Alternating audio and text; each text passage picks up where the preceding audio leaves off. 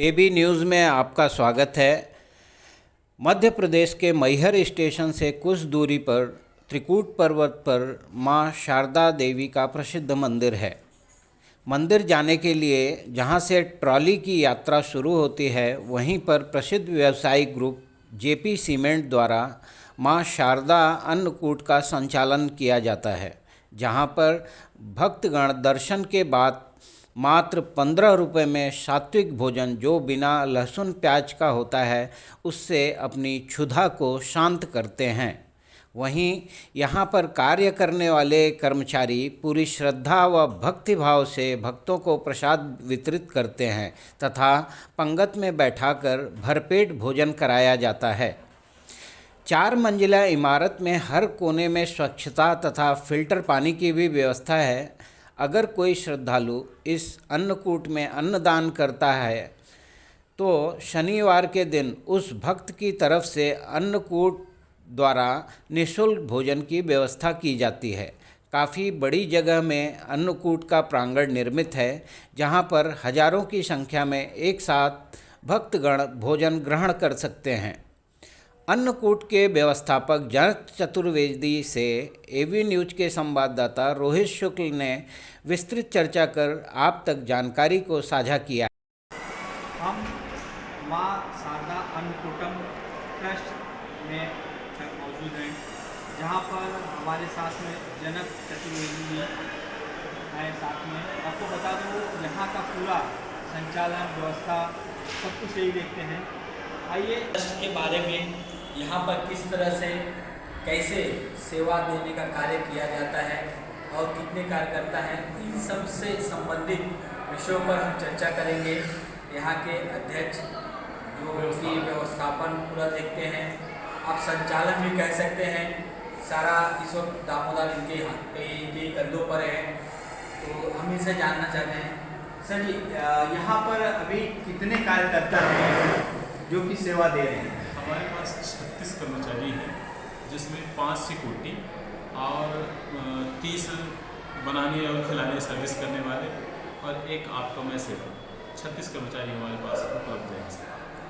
तो इनको जो है वेतन वगैरह कुछ है या कैसे सेवा देते हैं? ये सब यानी सब वेतन जो जिस कैटेगरी का है उसको सबको वेतन निर्धारित है। कम से कम कलेक्टर रेट जो मध्य प्रदेश शासन की गाइडलाइन है, उसके आधार से जो जिस प्रकार से सीनियर 40,000 45,000 तक के कर्मचारी हमारे पास उपलब्ध है। यह ट्रस्ट कब से नियमित हुआ है? इसकी स्थापना कब से हुई है?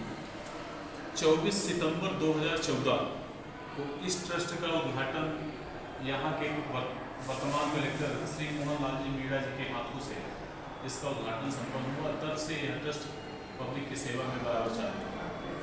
प्रतिदिन लगभग यहाँ पर कितने ऐसे हैं भक्त जो कि आते हैं यहाँ पर अन्न ग्रहण करते हैं? माता जी के भंडारे के प्रसाद में कम से कम 2000 आदमी, एवरेज 2021 का महीने का चलता है, प्रतिदिन 2000 आदमी खाना खाते हैं। नवरात्रि मेला में यही संख्या 3 गुना 4 गुना बढ़ जाती है।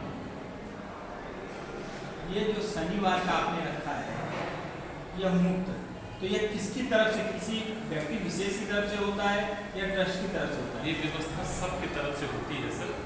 इसकी व्यवस्था आप चाहें, हम चाहें या तीसरा कोई भी चाहे, जैसे बीच बीच में कुछ श्रद्धालुओं की इच्छा होती है कि हम अपने सौजन्य से कुछ माई की सेवा में समर्पण कर सको, तो उनके द्वारा उसका हम एक शुल्क रखे हुए हैं, 25,000 रुपये हम लेते हैं और एक दिन का भंडारा जो चाहे तो उसके सौजन्य से करा सकते हैं।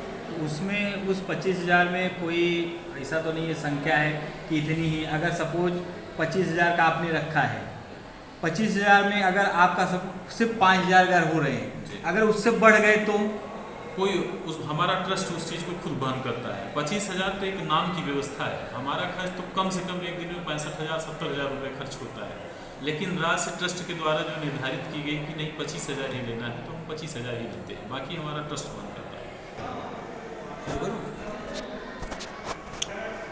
अच्छा, ये बताइए मुझे कि जैसा अभी इस ट्रस्ट का नाम है माँ शारदा अन्नकूट, तो यह ट्रस्ट क्या मंदिर के अंतर्गत आता है या किसी अलग लोगों द्वारा बनाया गया ट्रस्ट है? ये मंदिर ट्रस्ट नहीं है, ये प्राइवेट ट्रस्ट है। इसका निर्माण जयप्रकाश सीमेंट जेपी सीमेंट ने किया है और वह पब्लिक की व्यवस्था में बराबर हाजिर है। तो जेपी सीमेंट के सौजन्य से चल रहा है।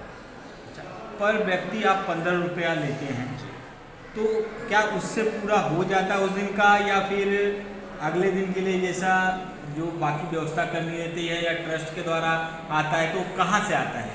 इसकी फंडिंग जेपी सीमेंट के द्वारा की जाती है। 15 रुपये के शुल्क में पूरा नहीं होता है। जो भी इसके अलावा शुल्क लगता है वो जेपी सीमेंट के सौजन्य से पूरा किया जाता है। लगभग प्रतिदिन का कितना औसतन खर्च कितना होता होगा?